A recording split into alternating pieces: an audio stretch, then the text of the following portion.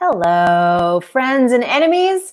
Welcome to the best Outlander recap show on the internet, the only one endorsed by John Gary Steele and the Gaelic instructor guy with the skull cap. This is Hangoutlander. Hello, I am Beth.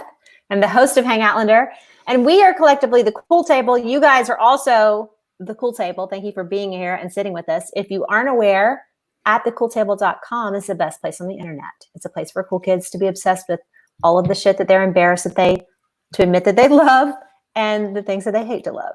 Speaking of being embarrassed about something you love to hate, Outlander season 5 finale aired last night. Never My Love was written by the only veterans in the writer's room that are left, Matt Roberts and Tony Graffia. Sir and madam, we would like a word before we get started tonight. You're only watching this if you're an Outlander fan and you've got the warning when you watch the show itself. But tonight we will be discussing sexual violence, rape, and other forms of assaults as they were depicted on the episode. So please be careful with your own limits. And so say hello to my friends and fellow nerds, Amy, Karen, and Julie. Guys, hello. Hi. Thank you guys for being here and looking so beautiful in quarantine. Everybody looks so good. I have like 4 shades of popover shirts and I just recycle them. I literally have no clothes here. My bangs have officially gotten to the point where they're in my eyes, and I can't do anything with them. And if I pull them back, it's just nothing but black roots. So anyway, I'm happy to give you a haircut. I'm pretty good at it. Well, if I cut it, it's going to be worse. So let's just hang out with it for a while.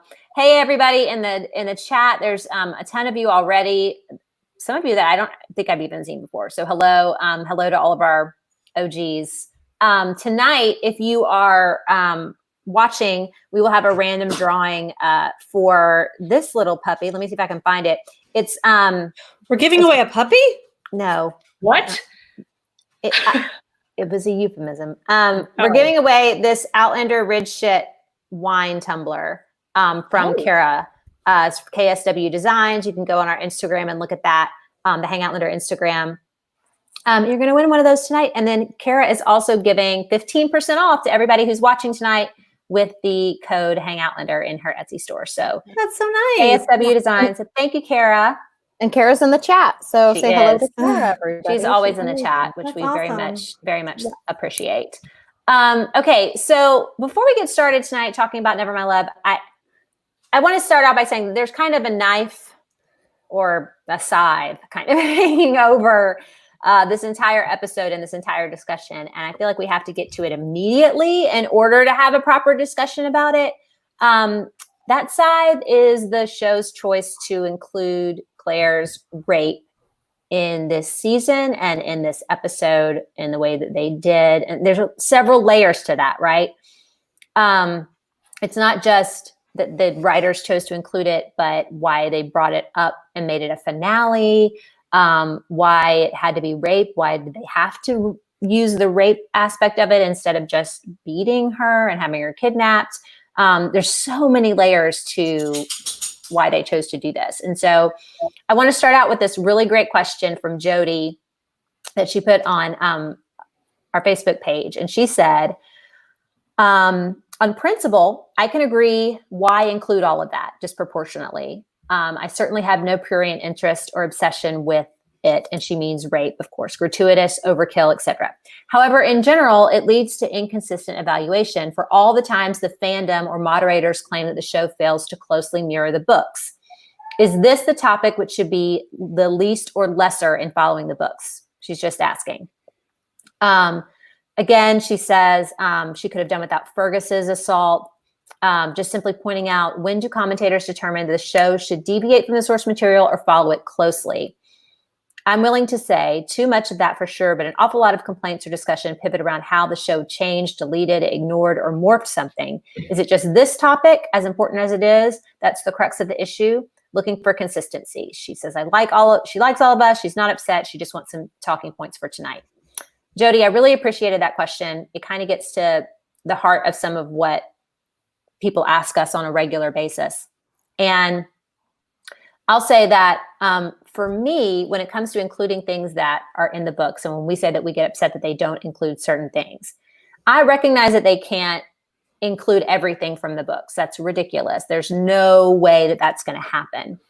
But the books themselves, if you just take a step back and you decide to adapt Diana Gabaldon's books, you're going to look at it and be like, there's a lot of sexual assault in those books. Some of it is incredibly pivotal to the plot. Some of it is gratuitous, not necessary. And we're creating something new out of her books. What do we need to include and what do we not need to include? I would argue that they could have included no rape in this show ever, and it still would have been Outlander. Not everybody's going to agree with that, right? Jamie's rape is legendary, which is a terrible thing to say, but it is. It's a huge part of the books. But is it necessary? I mean, since season 2, how have we dealt with Jamie's rape? Is it necessary? Is it needed? In season 4, he was able to talk to his daughter about her rape and kind of muscle her through some of her trauma. But was her rape needed? Well, what about Jem and the paternal struggle? Well, couldn't that have happened in a different way? Isn't there some way that they could have made other choices? And could the show be more interesting without any of that? I think it could. I think that you can make a very good show. You could make a whole new show 10 years from now with these books that doesn't include any sexual assault. So when I say that I think that my article last night about not needing to include Clare's rape, I'm not saying that, what I am saying is that they could have had this poignant moment where Jamie comes in and he saves Clare and she has this problem with the Browns and all this happens. And yet none of those men actually violated her in that way. Is the violence of being beaten and kicked and gagged and almost, choked terrible? Yes. But this show has a rape problem that's been well documented. And I felt like this was one that doesn't need to happen. That's my opinion. And there's plenty of other people that have other opinions. But I think this show has a rape problem and they should have left it to the side. A lot of people agree with that and a lot of people disagree with that. So you guys are saying some great stuff. What do you guys think about whether or not it should have been included in the abduction and the kidnapping? Okay, so not like, did they do it well and not all that other stuff, but like, did it need to be there for this story? Are you asking us, the panel? I have always maintained that for me, the most terrifying part of that scene in the book was when she almost chokes to death and she can't breathe and she has a broken nose and she almost suffocates. To me, that was more terrifying than any of the rape part of it. I don't think that you have to have rape to put to make the plot line move forward in a more interesting manner. Jamie would have still come in and gone berserker. He would have still come in and killed everybody. And so now this is kind of going to be looming over Clare for, however long they decide in the next season. I have a bit more of, I think the reason that they did it this way, honestly, is a bit more craven than like, oh, but it's in the books. I saw how many articles they got today based off of from high top tier news organizations. Harper's Bazaar, Elle, Glamour, New York Times. New York Times. Everybody was writing about it. Do you think that they were writing about that finale last year? No. They wanted to push the stakes because they knew that people were really kind of stopping to really watch this show, and they pushed the envelope and they got what they wanted. Yeah, I agree. Well, but they didn't make up the plot point. It is actually part of the source material. So yes, it's a fantastic finale because of the high stakes and how it was shot and the subject matter and the time that we're in as a society. But I will only defend the showrunners, maybe just this one time. it is actually incredibly true to the source material. Moving it up in the timeline, I agree, Amy, was a matter of convenience with regards to the arc of how television series and seasons work. So, well done to them, I suppose, in that regard. I struggle with a lot of everything that you're saying, Beth. I don't at all disagree with your feelings, and I don't at all intend to dismiss the trauma around any rape, no matter what rape it is, no matter what character it is in these books. They're horrifying. It's horrifying to read it. It's horrifying to watch it. I think that, Amy and I actually several years ago when we became friends, this was the story arc in the entire book series over which we bonded. And we actually had this exact same conversation. Like, yes, it's incredibly well written. In fact, I think it's some of Diana's best storytelling. And Amy was like, I went back and tried to remember exactly what she said. And I think it was something along the lines of, I cannot believe you fucking put yourself through reading that again. I think that's exactly what she wrote to me. And it was a prescient comment, because I oddly looked forward to seeing how they were going to handle it in the show. I cringed. I watched it earlier today and it was horrifying. It was terrible. I think it was incredibly well done and true to the source material, although there were a few nitpicky things. Yeah. That I'm sure we'll get into later. I think that goes back to, why does Diana write her books the way she writes them? Why does she put these characters that she loves so dearly through this? I don't think we've ever had the answer to that question. Yeah. Julie, what did you think? The episode itself, and I texted you this, it made me sick to my stomach, which is what the reaction should be. You should not feel comfortable with this episode in any way, shape, or form. It made me angry. It made me upset. In regards to whether I needed to see and I understand saying true to the source material, I have not read ahead, but I do know what happens to her. But in regards to seeing it, for me, it felt too much. And it felt like, here we go again. And for me, it was such a rushed moment of her, just where it was throughout the whole entire episode. I didn't feel like she was truly, there was the response to her, I didn't feel was as emotional with the rescue of her. And that's just my opinion. I just felt that at the end, if it had just been just the beating, she would have still had trauma. That's it. She was kidnapped. She was beaten. There would still be that trauma. Yeah. Whether we would have had to have the extent of that, it felt gratuitous to me. And that's my opinion. And I do want to really just quickly say to Gina, who just messaged us in the messages, is there anything you guys ever really like about the show? Absolutely. Yeah. Absolutely, Gina. There's a lot we like about this show. Katrina Balfe, I thought, was phenomenal in this. Her acting just made me weep and just. Well, we'll get into what we like. I mean, and we'll get into that. But yeah. I just want to let you know, we do like stuff in this show. This was just one of those moments where it was very, very difficult. Do I agree with it with the author? No. I don't. Natasha just said she thinks the author has a rape kink. There's no other reason for it to be this much of it. It's ridiculous. I love the base story, but I hate her obsession with rape as a plot point. Mm-hmm. I agree. Natasha. In the book, the rape was a part of the story. In the show, it was just rape, just to have a rape scene. I'm sorry. I've got somebody trying to connect to what is happening? Okay. Somebody's trying to connect and what was going on. Sorry. Can y'all hear me? Yes. Yeah. Okay.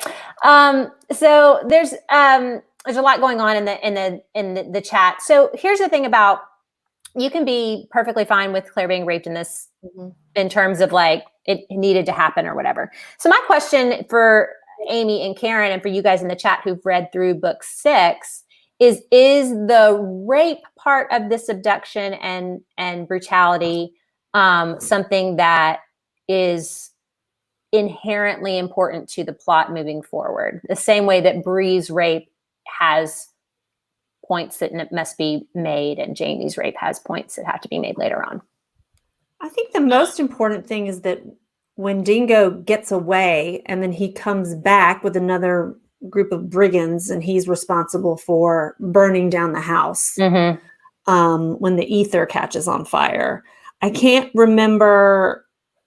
I feel like the trauma of faith, of losing faith, comes up more often in Claire's, thoughts in the book, more so than this does. Because a lot more horrible shit obviously goes down in the next book, with Clare getting incredibly sick, Jamie being accused of rape himself or having sex with Malva, and then Malva treating her and cutting off all of her hair and while she recovers. So I don't even really remember her recovery being a huge part of the book.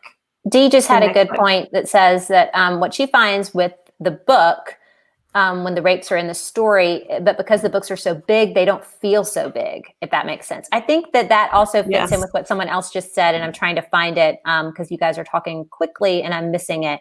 Where was it? Or was it so important? Here, Heidi said, she puts them through stuff, but she also brings them through stuff.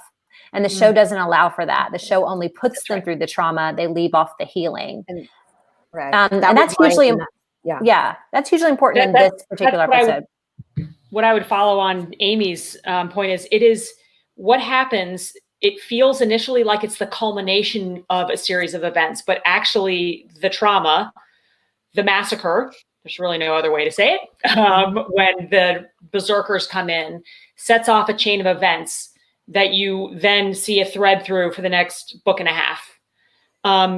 Could you have done the entire story without that arc? Yeah, of course. I mean, we could have had Outlander and we could have had Written in My Own Heart's Blood. And we could have missed all that stuff in the middle. But when you write 750-page books, you tend to put a lot of stuff in there. So Claire's trauma and reliving it and her sense of who she is much more involved in the books than they allowed in the show. I mean, it's 57 minutes of a show, right? Yeah. He basically heals by standing on the porch and saying, the fence is crooked, right? I was like, that's weird, because actually in the books, there are scenes that just sort of pop up where she catches herself thinking about it. She hears a sound behind her. She's angry. She goes through phases where she's scared and angry, and her reliving it through other people's eyes, through how she catches how people look at her, is very, very real in the book. This is truly Claire's story for the first time in books,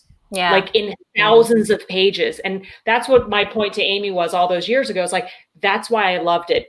I didn't love what happened to her. I loved the storytelling because it got back to, this is Claire's story. And it was about her and her, and as many rape and sexual assault survivors will say, the essence of myself was stolen from me, and will I ever have that back? And she went through that, and Diana actually treated it, I thought, really, really well in the books. Can you do it in the show? Unlikely, Definitely not in this show, because not in this show.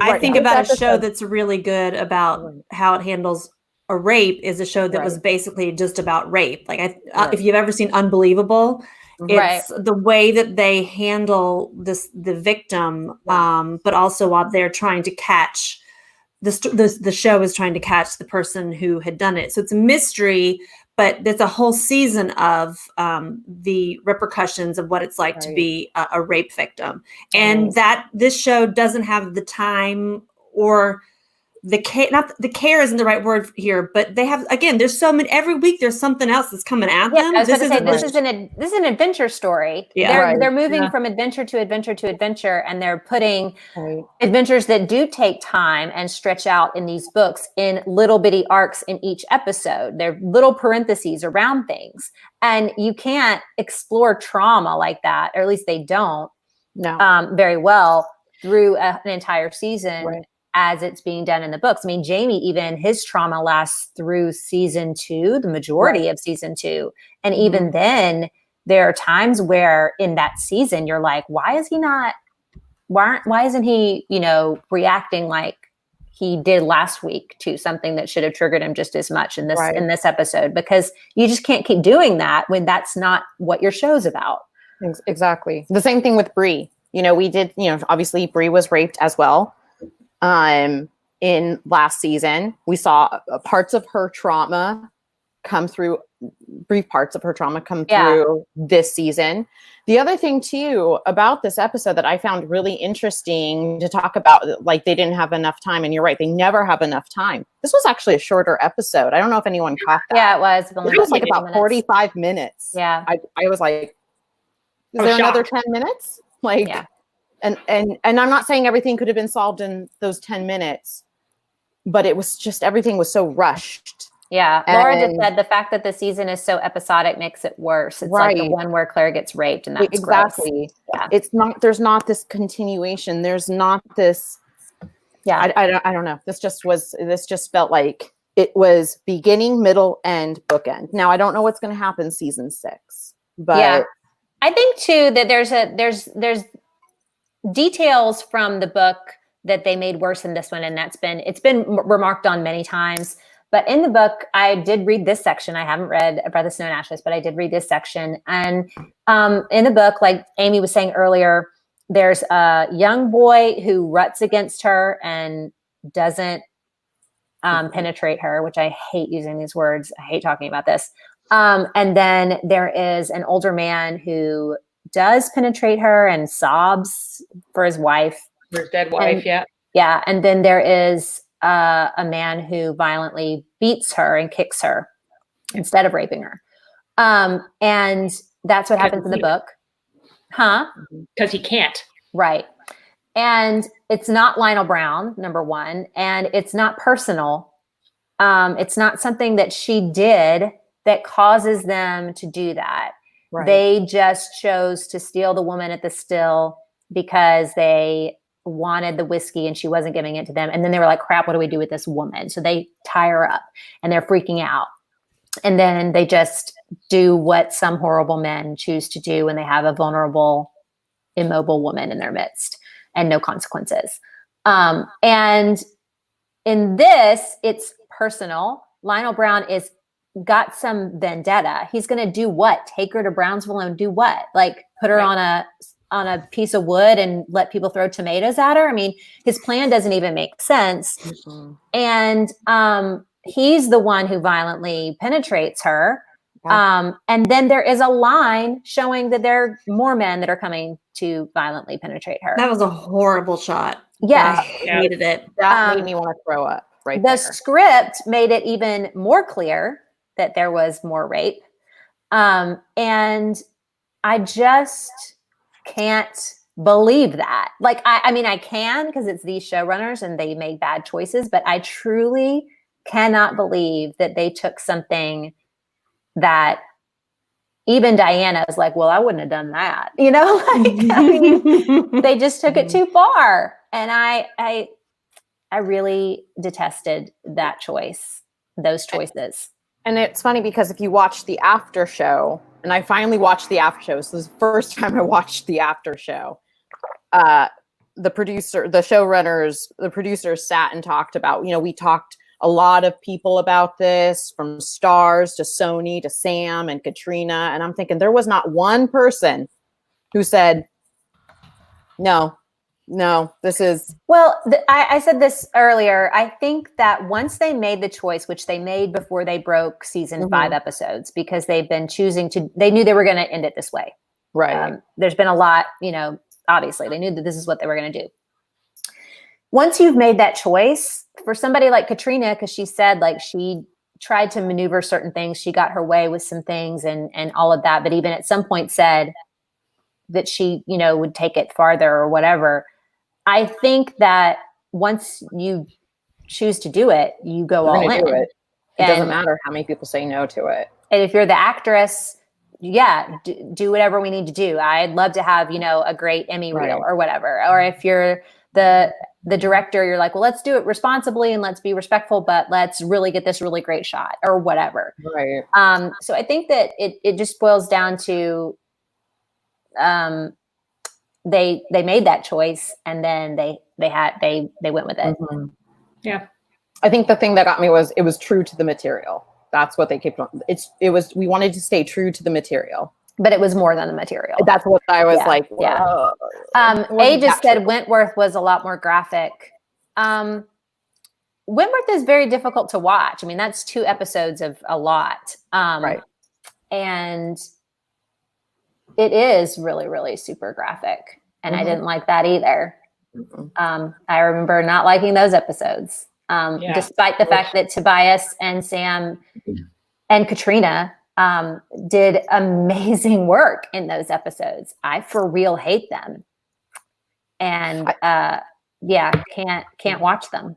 No. And I think that's one of the things that's I think a really good show would do for us. And I'm saying I'm not trying to say this isn't a very good show, but I'm just saying like, it's that notion of the showing and the telling. And for this one, I think the telling is a very powerful, because we have the emotional range of the actors who would be able to replay that with just their words. And I think, and you have these amazing actors on the show who would be able to do that, who would be able to tell us instead of the show us. Yeah. Heidi said Wentworth makes more sense to the story, and it's not on top of 20 other gratuitous things that didn't need to be there.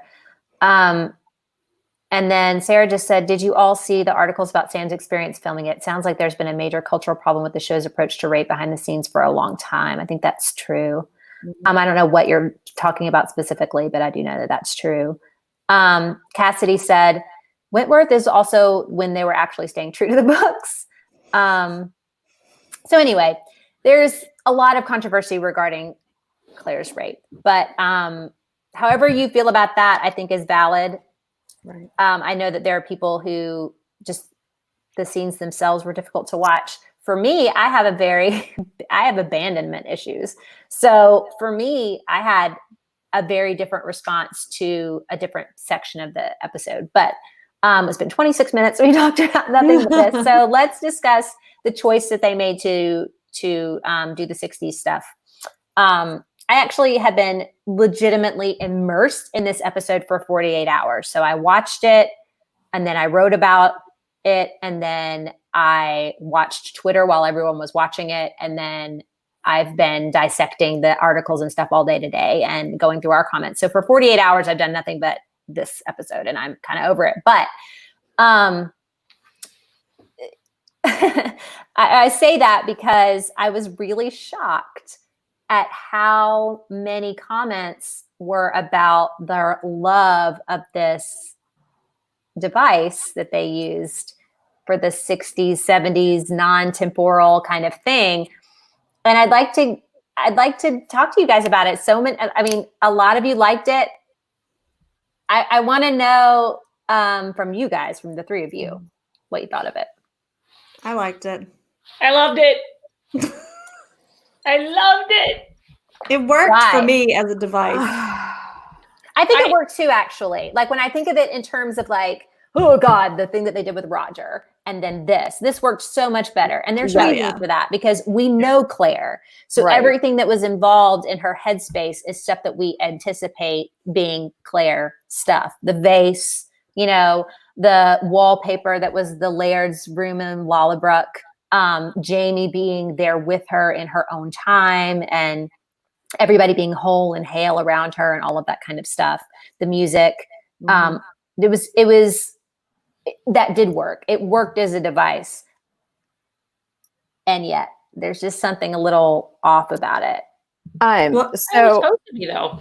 I get what it was. It was her, when you go through a trauma as that moment's happening, many people have said that what the brain does is it wraps itself in bubble wrap. And that's what the producers were saying. That's what she was doing, essentially. Her brain was wrapping it in bubble wrap, putting her, essentially, we call it the safe space. So her brain was like, it's time to go to your safe space right now. Right.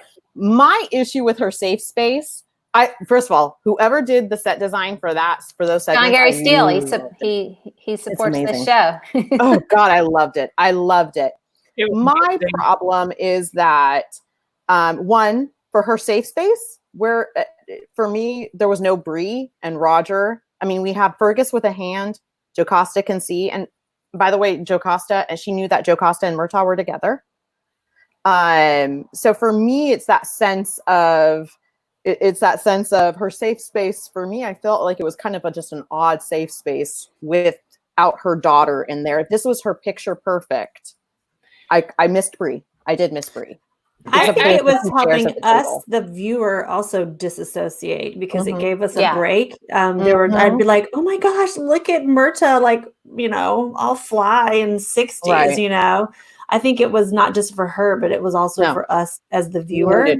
Yeah. And who doesn't love, mid-century modern? And I grew up listening to that song. My parents had the Association albums, and it was even the tonality of it, the way they would play it, it offered some very dreamlike, nightmarish quality to it. I liked it.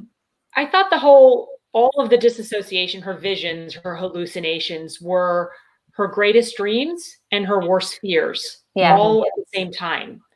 And it's obvious that her safe place is in the future. She's not actually really happy in the past. She's happy with Jamie. She's happy with her family. So this bullshit over the last 5.5 years about how she's meant to be in the past, that's who she is. They just blew that out of the water with this shooting device. I thought it was fantastic.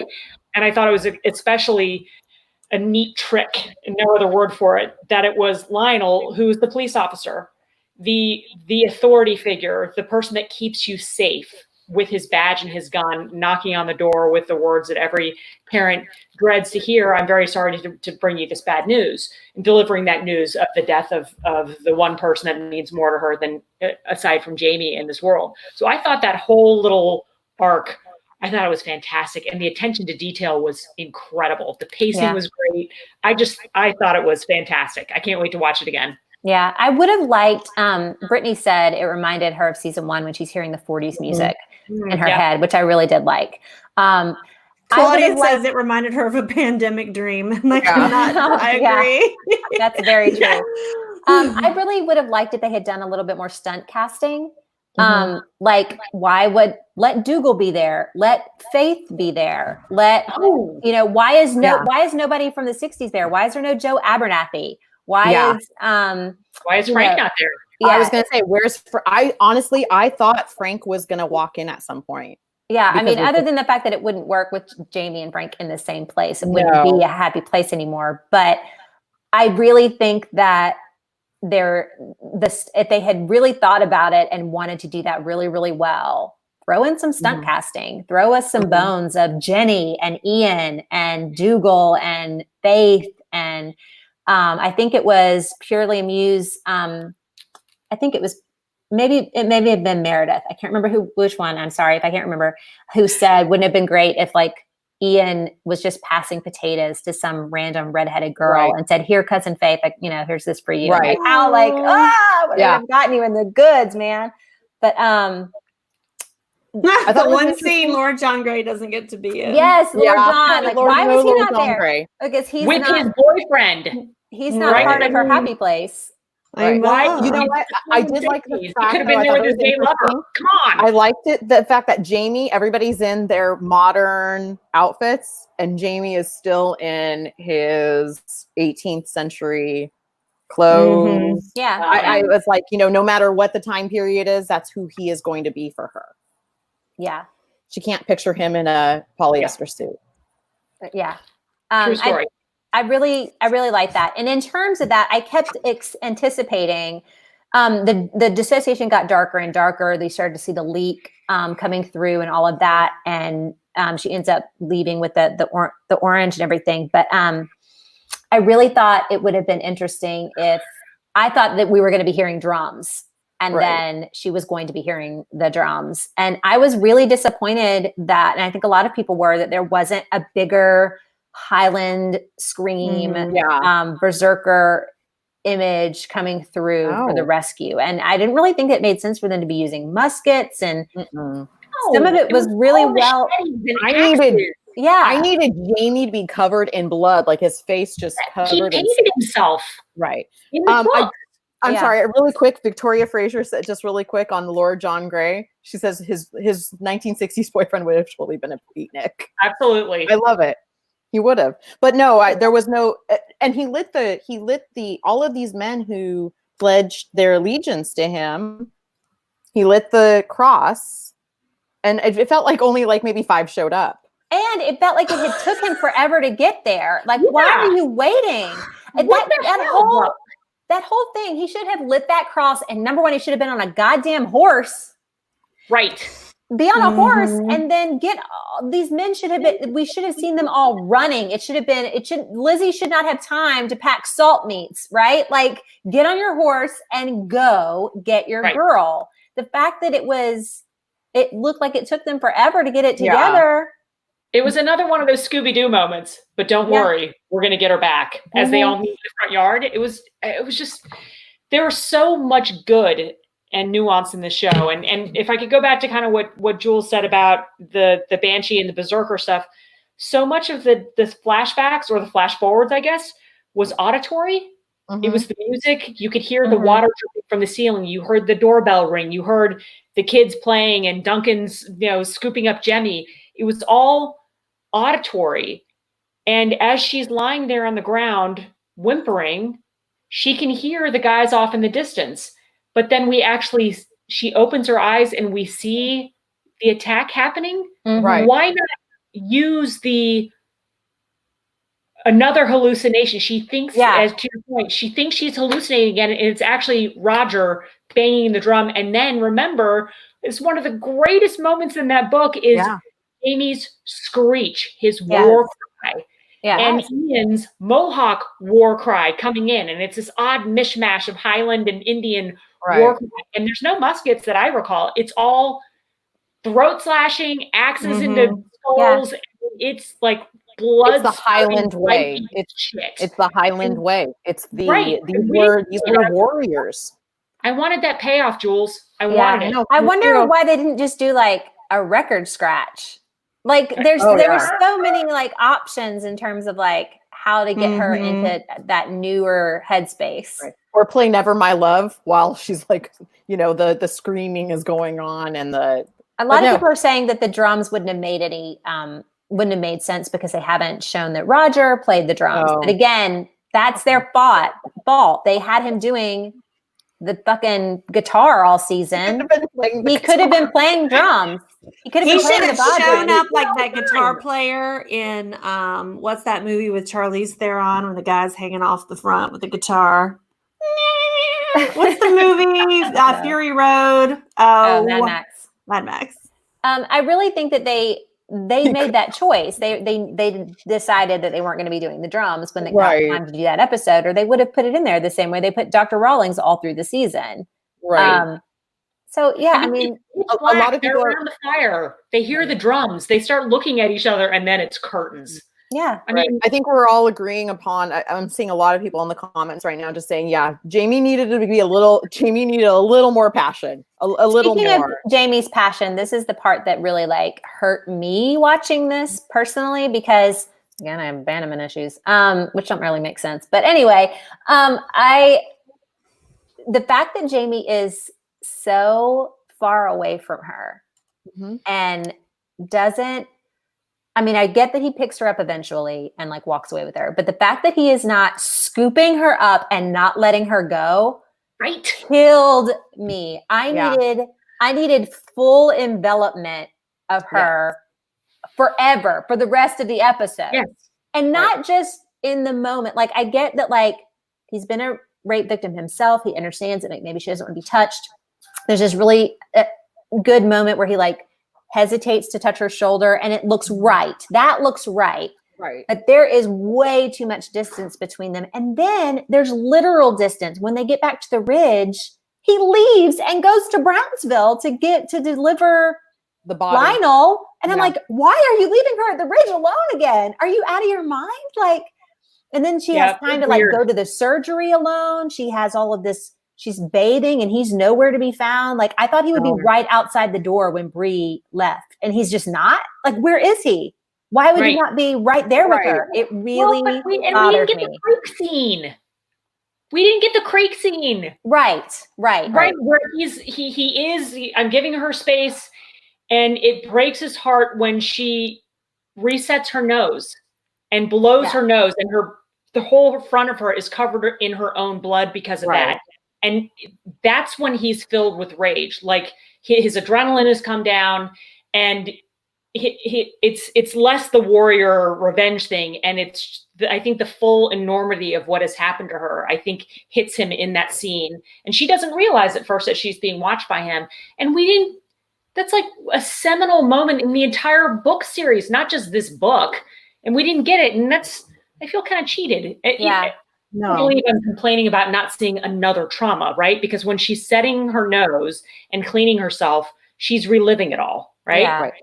But I don't think I don't think it's necessarily reliving the trauma. It's having that connection that he has to her. That's what we're missing, is the connection he has to her. And it's also, you know, I know there are some people who are saying, well, he's also a rape victim. He knows what she needs. He knows. I get that. But first and foremost, this is the woman that he would go through hell for. And I had an issue. My issue was like, oh, he literally, in front of all of the men behind him, I don't know, please correct me if I'm wrong, when he says how many were there, and there's all the guys standing right behind him, and I'm like, you're literally asking her this 1 second after finding her, and all of the men are literally right behind you. Does that happen in the books? I'm so sorry, I need to ask. When he asks her how many, but I don't think nobody else is around. I don't think. Yeah, he does it right in front. I don't know. And it felt like very much like I compared him because I'm Italian and I love The Godfather, like a Michael Corleone kind of like steely, like kill them all. Yeah. Do it. And But I mean, wouldn't they already have all been dead? connection. I mean, they had been slashing away and banging away and shooting people for a while. There weren't that many dudes. No. So I also found that kind of stupid. But I think what you're saying, Karen, is the fact that what you're missing is it's that sense of his and care, and he does love her. But it's that connection, that very cosmic connection that they have to each other. That he's never going to leave. He's not going to leave her side. Yeah, he's going to be right there. I thought that she was going to set her nose in the bath. She starts feeling her face, like with her fingers and everything, and she's feeling on her nose. I really thought that she was going to set it then, but it didn't look broken. And I was like, if she does that now, it's going to look really weird. There's no there's prosthetics on it, but I really thought that was going to happen. And then I thought Jamie was going to come in. I thought they were going to do certain things. They just didn't do it. I kept getting like, I mean, part of her assault wasn't just the rape. They kicked her in the face. Remember, she thought her jaw was broken. Her eye was half swollen shut. And we got that weird one scene where she had this awful, like, Phantom of the Opera shaped bruise, and then it was gone. Yeah. I mean, it was just weird, but I wanted swelling. I'm sorry, but somebody pointed out in the comments too, Bree's also a victim of rape, and that she tells her mom, I'm here for you if you need to talk, and then leaves. Yeah. Like, she's like, bye. I'm here if you need to talk. Give me 20 minutes. I got to go fix something right now. Text me. Yeah. I will say, as a victim of a rape myself, people don't know how to treat you, and not necessarily loved ones, but just anyone around you. And I think they feel by giving you space, they're giving you kind of what you need, but also they don't know what you need. And it's such a weird, it's like a re-victimization almost, because people are acting so odd and strange around you, and even the people that you love. And I think that they could have maybe dealt with that a little bit, Yeah. But that's, again, who do you have on the writing staff? You can't just say contact Rain if you're feeling traumatized. Like, did Rain offer them any kind of assistance here in what they were putting into the script? I mean, and then they didn't have enough time. That would have been great if they did. What'd you say, Karen? I was going to say, Amy, that what you just said is Claire's greatest fear, right? When she goes on her rant where she says, I have survived a war, I have lost a child. When she goes through all of that, she's not going to be lost in this. And one of her greatest fears, she can survive the physical aspect of it, is that people are going to treat her differently. They will look at her differently as a victim, as, something other than who she was. And that's her greatest fear, is that she doesn't want to be treated differently. And she wants a time machine. Who wouldn't? But she's really open about that in her thoughts. It's part of the dialogue, or it's part of the narrative for her as she moves past this.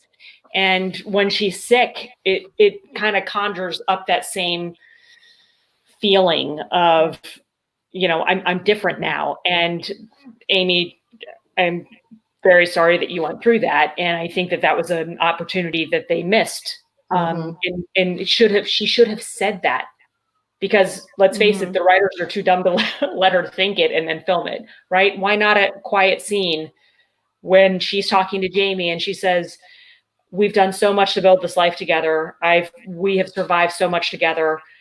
I don't want people to see us as something that we're not, or me as something that I'm not, right? I don't want people to think I'm different, even though of course you are.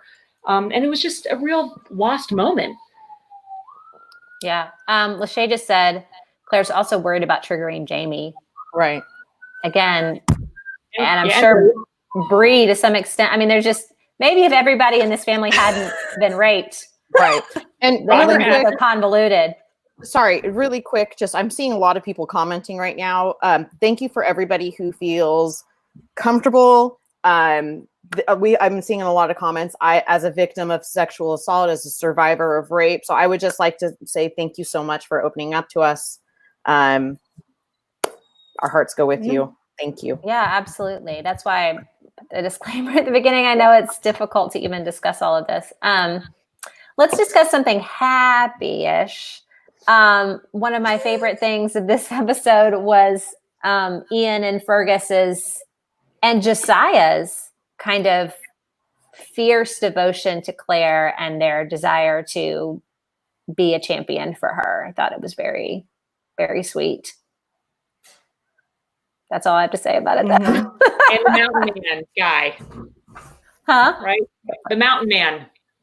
John Myers or whatever. Yeah, John Myers Briggs or whatever. Yeah, he's got 3 names, like like somebody who killed the president. I was going to say he's going to eventually try to assassinate Washington. He's been on Mindhunter. But yeah, when Ian says, you have, when he does his Lord of the Rings, you have my bow and my axe. When they do that little number in the woods, that was it. It was my second breakfast. Yeah. My high point, and I love her. Honest to God, Marcelly. I just love absolutely. God, that scene. I literally shouted when she said that amazing line. That was God. Loved it. Yeah, I mean, I think it's great that they took that death from Mrs. Bug, who's a nobody in the show, and gave it to Marcelly and gave her the line that you hurt my ma, which is huge because of the history that these women have with one another and her actual mother. And so it was even just their embrace was poignant. Oh, it was amazing. And that line, what? Amy just said Marcelly got to symbolically kill her father. Oh, you hurt my mother. Yes.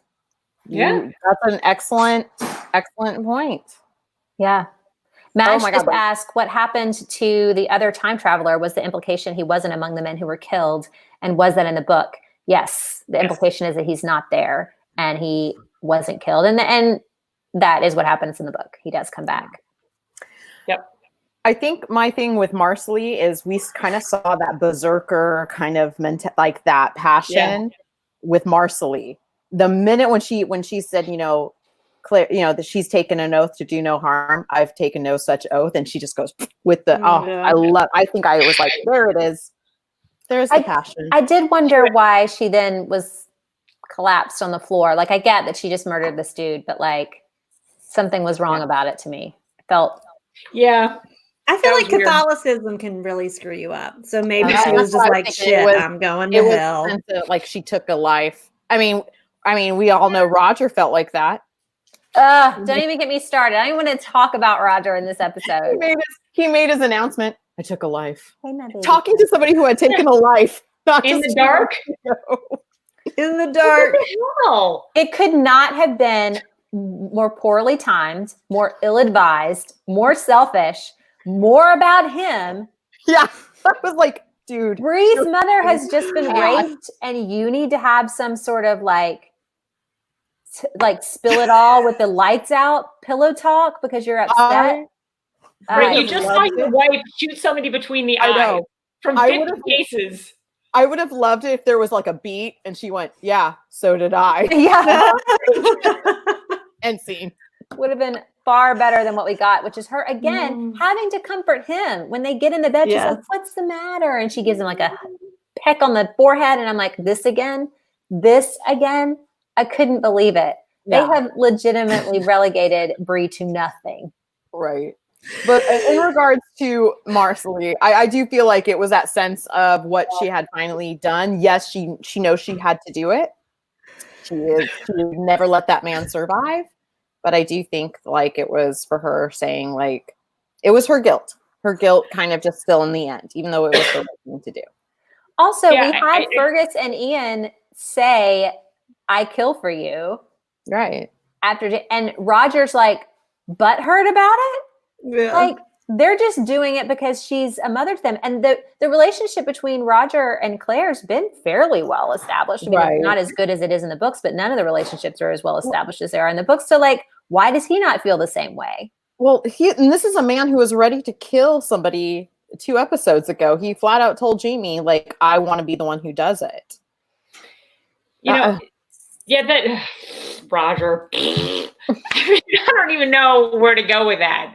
And the whole like, let's button it up by, well, I guess we know what home is. Okay, yes, let's discuss. Last week, we said this was going to happen. They're going to come right back through the stones. We didn't know for sure, but this is what everybody was thinking. They're going to come right back through the stones, back to where they were, because little Jimmy is waiting, and he's going to see Ian, because he's the only people he knows are people that are still in the past. And what was the point of last week's episode? None. Why did we go through all of that? Well, Amy's point about ratings, how you end a show. That's how Diana had to write that too. Echo in the bone. Well, wouldn't it have been better if last week had been the finale? Throw a couple of other things into last week's episode, and you would have had 2 fairly large cliffhangers. But they wouldn't have had, I guess, those reviews from Elle and Harper's Bazaar and the New York Times. But I mean,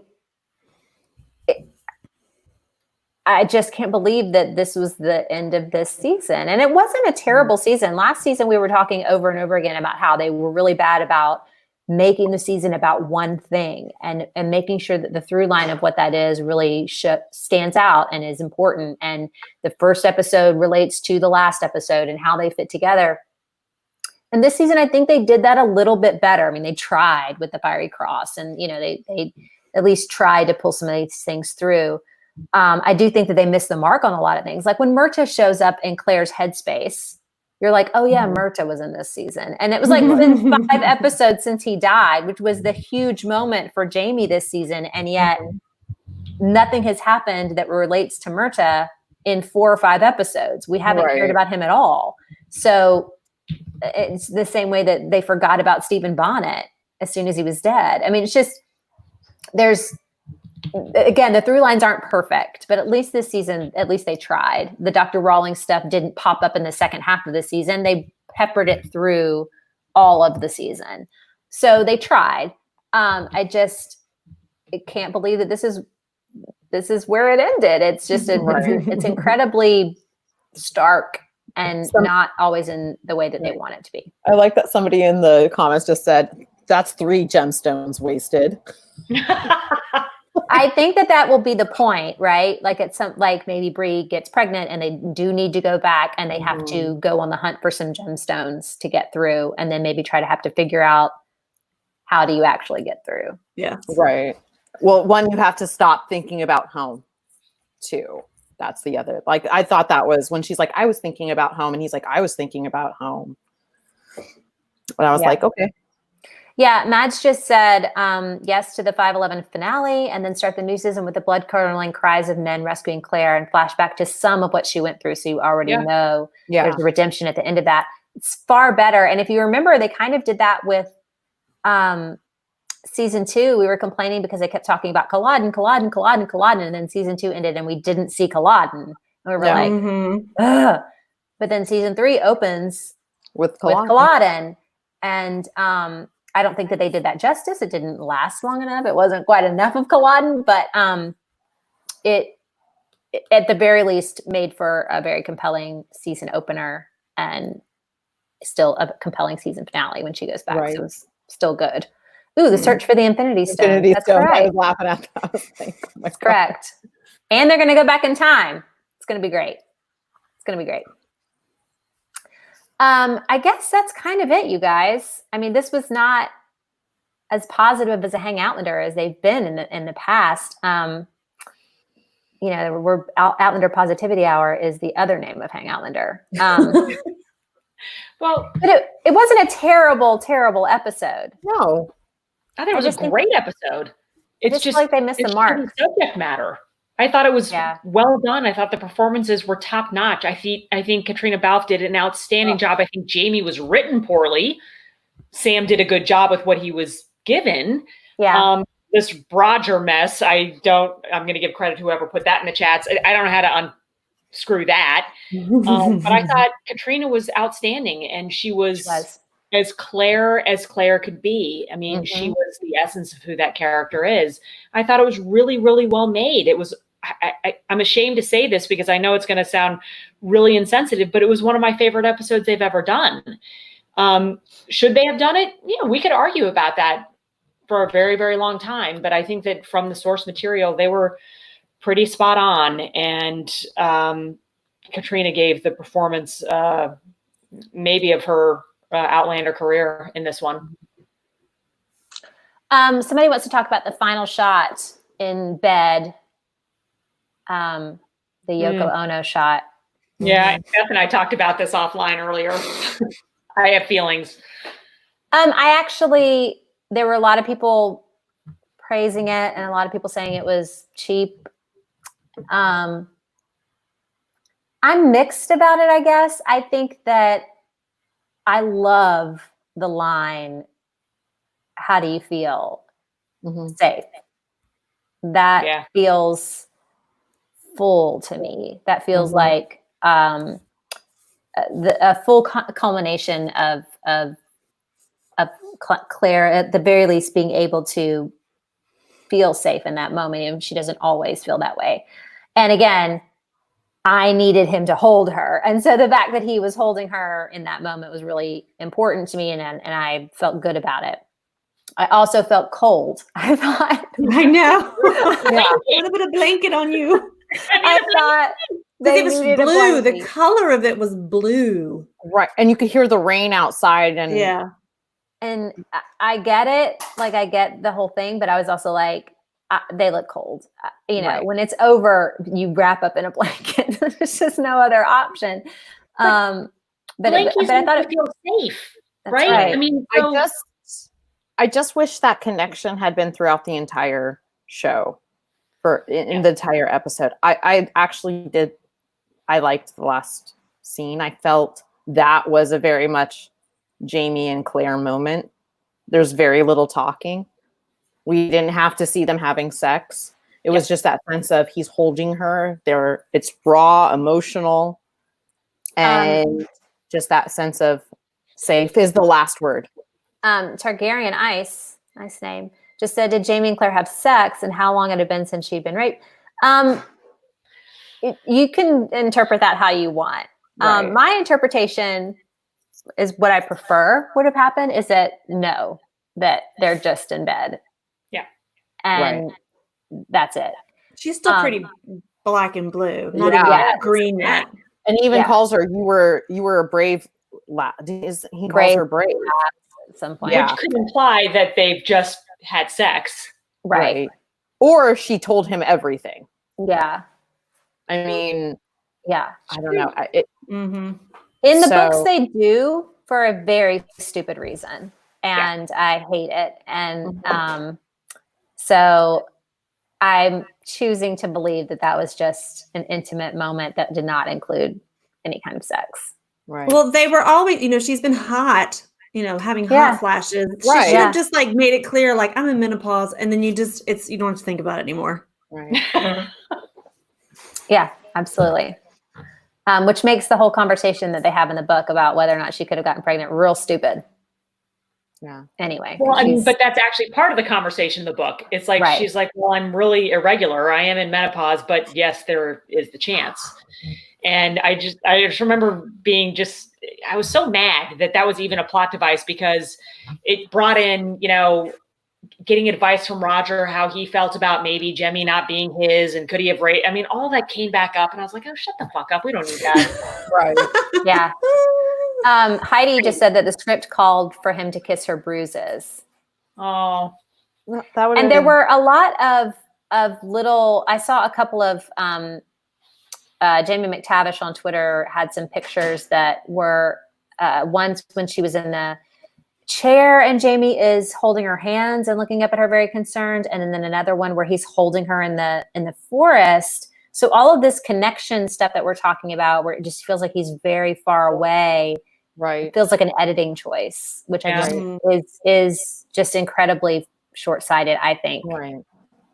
I mean, if ever we could have used a flashback or a voiceover. Oh, we got a voiceover, all right. We did. We got a Jamie voiceover. A Jamie voiceover that felt very Jamie-centered and not Claire-centered, which I didn't like. But yeah, we need to pick a winner. Since this is the last Hangoutlander for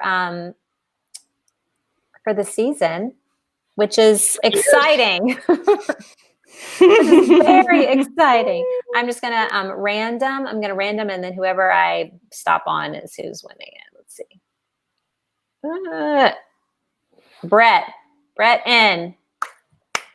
I randomly stopped on your comment. So you are going to win the very cool wine tumbler from KSW Design. So email me at beth@thecooltable.com, your info, your address and all of that. And we'll get Kara to send you out that really cool thing. So for those of you who love Outlander, we will be, Amy is writing her season 6 prediction post for you guys, and we can go crazy on that. And if you guys are looking for something new to do and to talk to us about, we will be much happier to discuss the Duke and I next week. We're going to start reading the Bridgerton series together.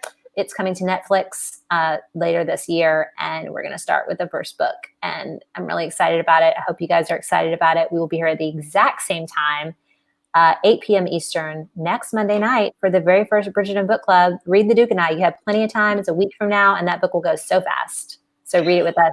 Follow us at The Cool Table on Twitter and on Instagram and on Facebook. And you guys, I hope you know we do love Outlander. I do. I like it. And I love seeing my ladies every week, and I love seeing everybody in the chat. I'm bummed that we're not going to have these bitch praise fests every week. I've really enjoyed it the last 8 weeks. So thank you for being part of it. Yes, we actually really do love doing this with you guys. And that's why we do it. Why I've been obsessed with Outlander for 48 hours is so that I could do this with you guys. So it has nothing to do with my personal interest. Just kidding. I do like it. She does it for me. I do it for Karen. But I do it for you guys. And we really appreciated you guys being with us this season. It's been awesome. But join us for other things as well. And we will have even more fun. Yes, we will. All right. Bye, Good night, everyone. everybody. Good night.